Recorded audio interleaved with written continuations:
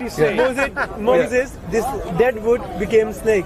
So dead thing becomes only God can do that. Power of God. Only God can do that. Power of God. And amazingly, Moses is the only person. Amazingly, Moses is the only person who is called God in the Bible. If anyone, Satan was called. No. Exodus. Okay. Pardon. I'm talking about humans. I'm talking about Moses. Okay. Did you know Moses? Exodus chapter 1. Okay. Moses was told by God that I have made thee, or I have made you a God to Pharaoh. Elohim to Pharaoh. Is there? If anyone had the right to claim divinity, it would have been Moses. But Moses, far from it. If he confirms monotheism of the previous prophets, Shema is clearly documented there in the book of... How can that actually has a plurality to that word? Which one? Elohim? Israel. Yeah, so this is plurality of majesty. Plurality it's when Queen Elizabeth says, we, that's a plurality of majesty, not plurality of persons. What hope do we have for forgiveness for our sins? We, as Muslims, have a guarantee for salvation. A lot of Christians have this misconception. A lot of American Christians, because Christianity is big. It's in Australia, it's in Canada, it's in the US, in South America. A lot of Christians are told by their pastors and their priests that the Muslims are poor souls without any promise of salvation. They are doomed.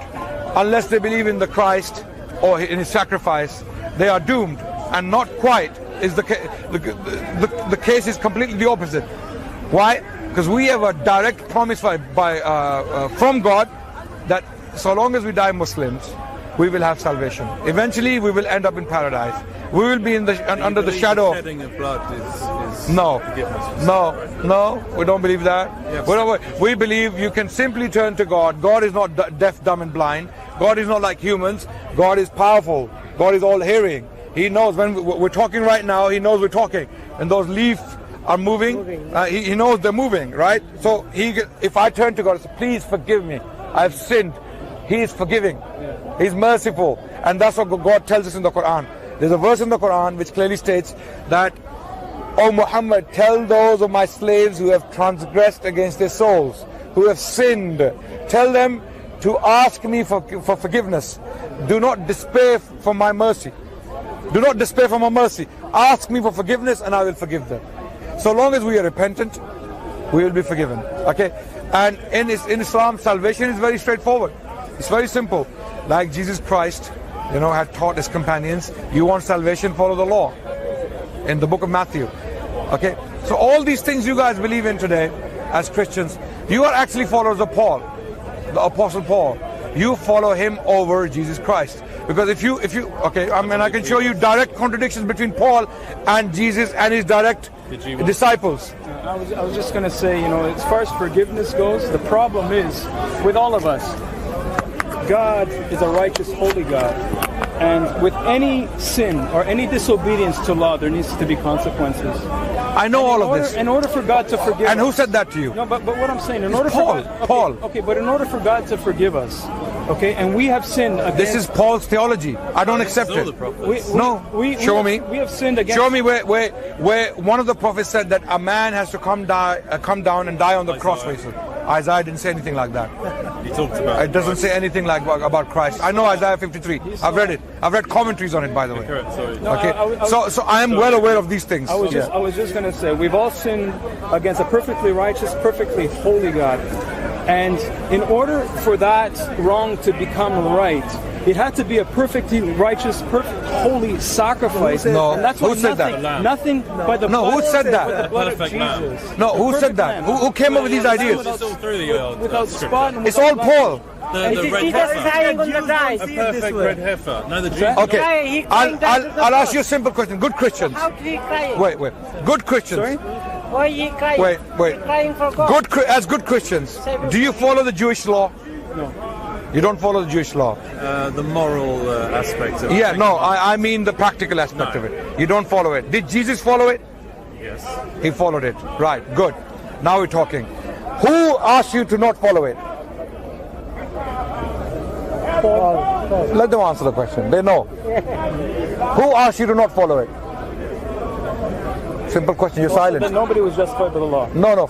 I'm asking a simple question. Who asked you to not follow it? Well, We're not justified by works of the law. I'm not asking that question. Jesus- I know- I'm not I asking. know the I'm answer asking you're you. I'm asking you I know the answer. a simple question. Who asked you, the Christians, to not follow the law? I know the answer you're looking Yeah. What is the answer? for. But do you believe that Paul's writings are not inspired then? I believe Paul went against Jesus and his disciples, and the Book of Acts. The Book of Interesting, Acts. The Hebrew roots movement is exactly the same. And the Book of Acts. It's a common thread. No. There's other Wait. movements that believe the same thing. Have you read the Book of Acts? Yes. Have you read all of it? Yeah. Have you read it carefully? But what do you? Was there a dispute between Jesus Christ, between the disciples of Jesus and Paul? Peter and Paul. Who did Paul dispute with in the Book of Acts? Directly. And what was the issue at hand? What was the problem? Peter, circumcision. No, circumcision was one point. Right. What was the accusation against Paul? Basically, they were telling believers that they had to get circumcised to follow Christ and not eat pork. Yeah. Yes. But what was Paul accused of? Why did the people in temple? Why did they try to kill him? And what did James tell him in return? You know who James was? Who was James? Brother of Jesus. Who was closer to Jesus, James or Paul? In what way? In what sense? Spiritually, physically? Well, Paul had a huge conversion, on the road to Damascus. I'm asking, who was closer to Jesus? Who would have known Jesus better? Well, yeah, James. James. At the time, yeah. Right. If you had Paul in front of you, be very honest. Today, if you had Paul in front of you and James in front of you, out of the two, who would you follow?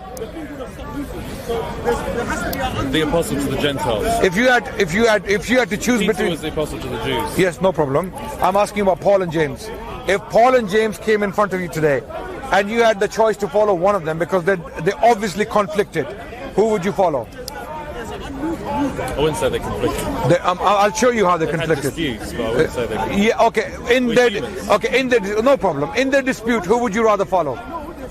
When they disputed, when they disagreed on a point, who would you rather I follow? personally love Paul because he's my apostle. That's it. That's the point. No, that is the point. You would ignore a man who spent his lifetime with Jesus, who knew Jesus. Wait, let me finish.